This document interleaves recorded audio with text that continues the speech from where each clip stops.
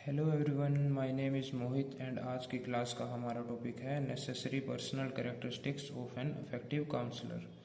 तो आज का टॉपिक बहुत ही आसान है, ज़्यादा डिफिकल्ट नहीं है। तो हमको सबसे पहले क्या करना है कि गाइडेंस एंड काउंसलिंग की डेफिनेशन लिखनी है। इसमें डेफिनेशन क्या है, देखो कि guidance refers to the process of helping individuals make informed decisions and understanding their options in different aspects of their lives.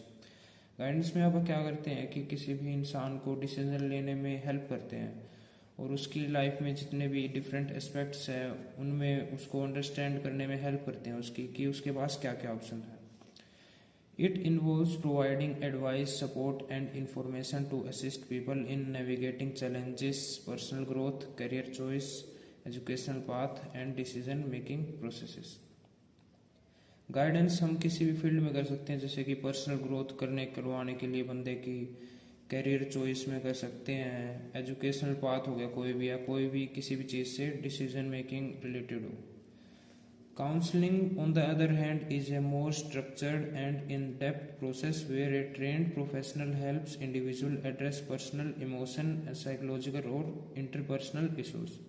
Counselling में क्या होता है कि एक स्ट्रक्चरल वे होता है सब कुछ, एक प्रोफेशनल ट्रेंड पर्सन होता है, वही काउंसलिंग करता है हमको, हमारी पर्सनल होगी, इमोशनल हो गया, कोई भी साइकोलॉजिकल या इंटरपर्सनल इशू हो गया, वो हमको उसको समझने में और उसको सॉल्व करने में हेल्प करता है।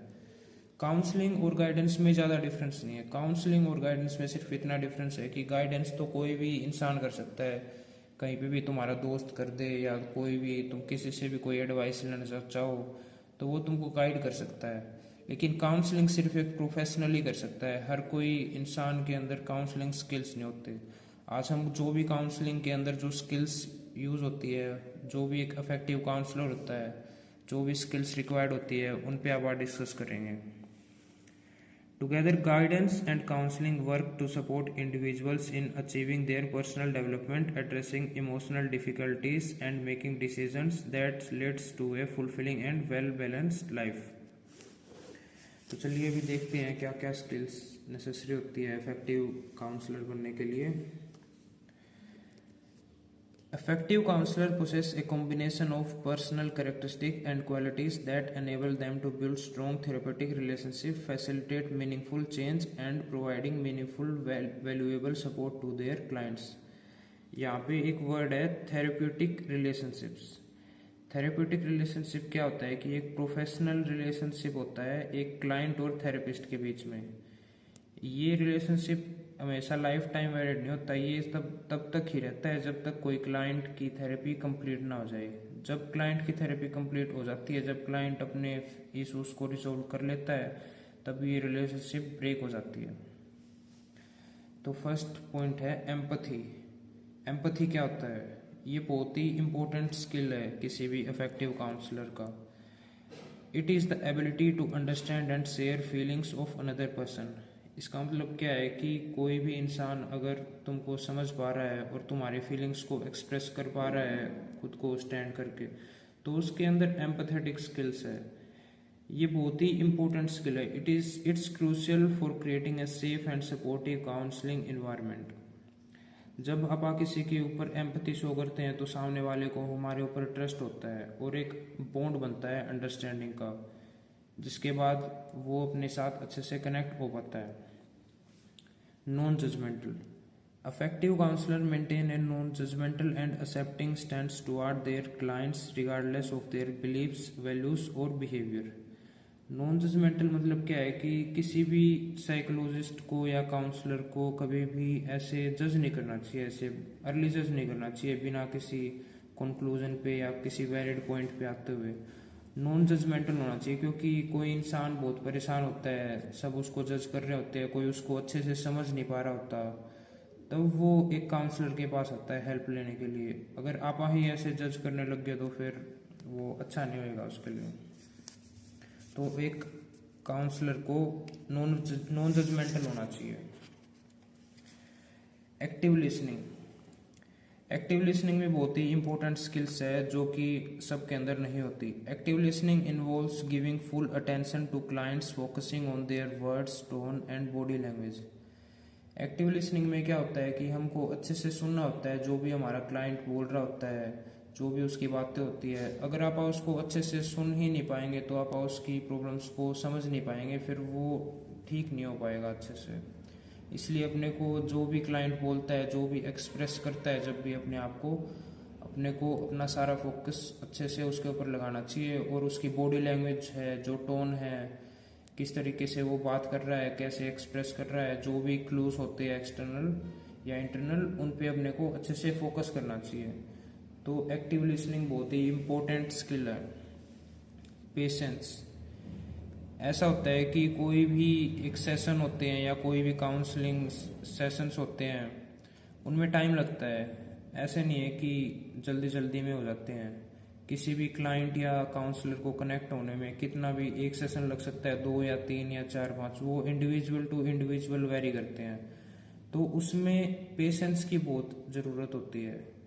हर कोई इंसान के अंदर पेशेंस नहीं होती, इसलिए सब काउंसलर बन भी नहीं सकते। अगर तुमको काउंसलर बनना है तो पेशेंस तो होनी ही चाहिए तुम्हारे अंदर, क्योंकि जो भी तुम्हारे सेशंस हो रहे हैं, कुछ नहीं कह सकते, बहुत ज़्यादा टाइम भी लग सकता है, बहुत ही स्लो भी हो सकती है। ये एक स्लो एंड ग्रेजुअल प्रोसेस है।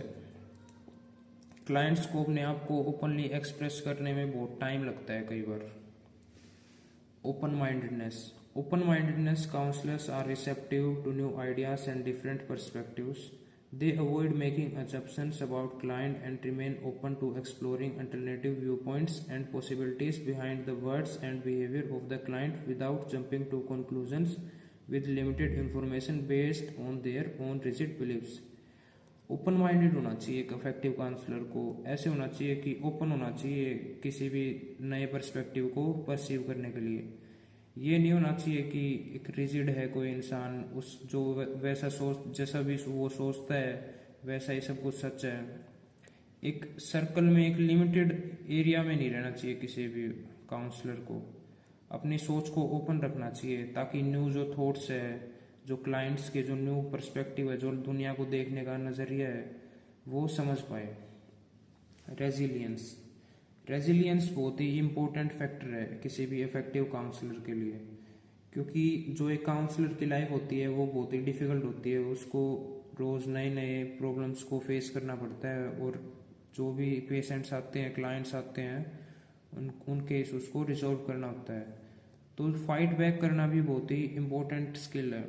Counseling can be emotionally demanding, and effective counselors develop resilience to cope with challenges and setbacks they may encounter. Resilience helps counselors maintain their own emotional health while supporting clients. Next point है confidentiality. Confidentiality का क्या मतलब होता है? जैसे कि कोई भी क्लाइंट अपने को कोई भी बात बताता है किसी भी काउंसलर को, तो वो जो भी इंफॉर्मेशन होती है वो उसके लिए बहुत सेंसिटिव होती है।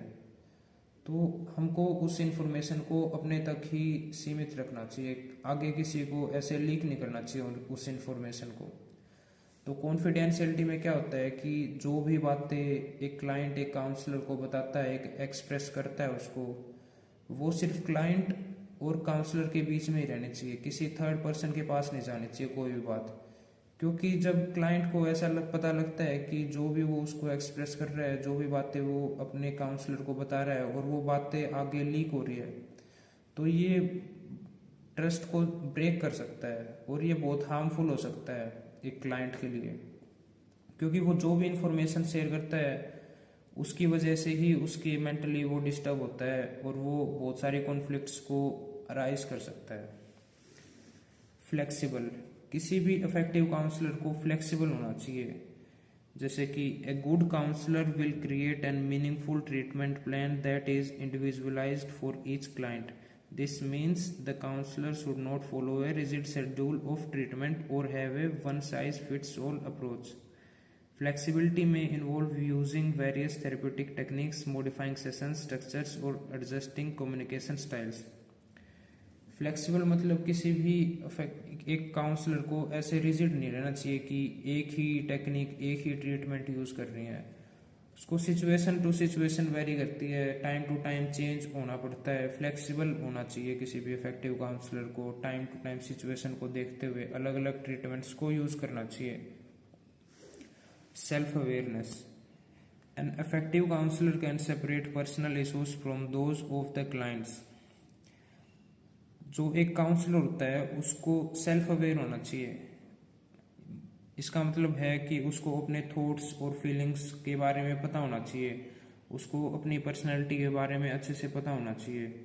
क्योंकि अगर कोई भी काउंसलर सेल्फ अवेयर होएगा तभी वो एक क्लाइंट की अच्छे से सारी इश्यूज को समझ पाएगा और अच्छे से सारे प्रॉब्लम्स को सॉल्व कर पाएगा। Counter transference is a phenomena described by Freud where issues expressed by a client lead to emotional reaction of the therapist. When counselor can identify and manage responses to their own issues, they will be less likely to react to them during sessions. Counter transference क्या होता है कि ये एक Freud ने दिया था ये फिनोमेना। इसमें क्या होता है कि जब कोई सेशन चलते हैं तो काउंसलर क्या करता है कि जैसे कि कोई भी एक इशू आ गया जो काउंसलर के लिए भी सेंसिटिव है, तो काउंसलर उसमें बायसनेस ले आता है, अपने पर्सनल बायसेस, जैसे कि सोचता है कि हाँ ये तो मेरे साथ भी हुआ था, ऐसा हो सकता है, वैसा हो सकता है। तो ऐसा नहीं होना चाहिए। काउंटर ट्रांसपेरेंस एक अच्छी चीज़ नहीं है किसी भी सेशन के लिए। तो अगर कोई काउंसलर सेल्फ अवेयर होएगा तो ये सिचुएशन नहीं आएगी कि काउंटर ट्रांसपेरेंस हो, क्योंकि उसको पता होगा कि हमको बाइसनेस नहीं दिखानी होती किसी भी सेशन में, और पर्सनल और प्रोफेशनल लाइफ को अलग अलग रखना ही ठीक होता है। Part of self-awareness is the ability to know how much information should be disclosed to client. This will vary on case-by-case basis. तो एक काउंसलर को पता होना चाहिए कि कितनी इन्फॉर्मेशन कब शो करनी है किसी भी क्लाइंट को, और वो individual to individual, case to case vary करता है वो। Ability to recognize their own biases, emotion, reactions that may influence the counseling processes. Effective counselor engage in ongoing self-reflection and supervision to maintain objectivity and prevent personal issues from interfering with their work. एक जो effective counsellor होता है वो time to time self reflection करता रहता है। Self care भी बहुत ही इम्पोर्टेंट चीज़ है किसी भी काउंसलर के लिए, क्योंकि क्या होता है कि काउंसलर हमेशा दूसरों के इश्यूज को रिजोल्व करते रहते हैं, उनकी बातें अपने अंदर कंज्यूम करते रहते हैं और अपनी जो सेल्फ केयर होती है वो करना भूल जाते हैं, तो आगे जाके प्रॉब्लम्स आती हैं। तो एक काउंसलर को पॉजिटिव रहना चाहिए, अपनी लाइफ में पॉजिटिविटी मेंटेन रखने के लिए खुद का सेल्फ केयर करना चाहिए, जो उसको पसंद है वो चीज़ें करनी चाहिए, खुद के लिए टाइम निकालना चाहिए। कंटिन्यूअल लर्निंग, जो काउंसलर होता है वो ये नहीं होना चाहिए कि भाई जितना मैंने याद कर लिया, कितना मैंने सीख लिया वो बहुत है, वो इनफ है। कभी भी इनफ नहीं बोलना चाहिए किसी भी काउंसलर को। जो भी नई टेक्निक्स डेवलप हो रही हैं टाइम टू टाइम, अपना एरिया फील्ड साइकोलॉजी की डेवलप हो रही है, नई नई टेक्निक्स डेवलप हो रही हैं, तो उनको सीखते रहना चाहिए किसी भी काउंसलर को, ताकि जो नई जनरेशन है उनकी प्रॉब्लम्स या इशूज़ को अच्छे से समझ पाए। और एक इफेक्टिव काउंसलर को जेन्युइन होना चाहिए, ऑथेंटिक होना चाहिए। ऐसे नहीं कि भाई हमारे सामने कुछ और दूसरे के सामने कुछ और। जो हमारे सामने है ट्रू होना चाहिए हमारे साथ, ऑथेंटिक होना चाहिए, सिंसियर होना चाहिए। कल्चरल कॉम्पिटेंसेस, कोई भी इफेक्टिव काउंसलर होता है उसको कल्चरल कॉम्पिटेंस बिल्कुल ज़रूर होना चाहिए, क्योंकि एक काउंसलर की लाइफ में क्या आते हैं, बहुत सारे क्लाइंट्स ऐसे आते हैं जो डिफरेंट कल्चर से आते हैं, जैसे कि कोई क्रिश्चियन है, कोई हिंदू है, कोई किसी और कल्चर से है। तो सबके कल्चर्स की वैल्यू करनी चाहिए किसी भी इफेक्टिव काउंसलर को, और कल्चर टू कल्चर ऐसे नॉलेज होनी चाहिए किसी भी काउंसलर को, ताकि उनकी प्रॉब्लम्स को अच्छे से डील कर पाए। एथिकल कंडक्ट, किसी भी काउंसलर को एथिक्स के साथ चलना चाहिए अपने जो भी सेशंस होते हैं। तो अपन ने सारे पॉइंट्स तो डिस्कस कर लिए, चलो अब ये कंक्लूजन और कर लेते हैं। कंक्लूजन में क्या लिखना है अपने को कि An effective counselor possesses a combination of personal characteristics and professional skills. By embodying empathy, genuineness, positive regard, etc., counselor can create a safe and a supportive environment for clients to explore their challenges and work toward personal growth and well-being. तो अपन ने भी जितने points किए ये लिख सकते हैं आप क्वेश्चन में। अगर ऐसा नहीं है कि अगर कोई क्वेश्चन 20 मार्क्स में आ जाए या और ज़्यादा मार्क्स में आ जाए तो आप और पॉइंट्स भी लिख सकते हैं, लेकिन ये जितने पॉइंट्स अपन ने अभी किए हैं ये 15 मार्क्स के लिए या 17-18 मार्क्स के लिए इनफ है। ये इसमें अपने को पूरे मार्क्स मिल सकते हैं। Thank you and have a nice day.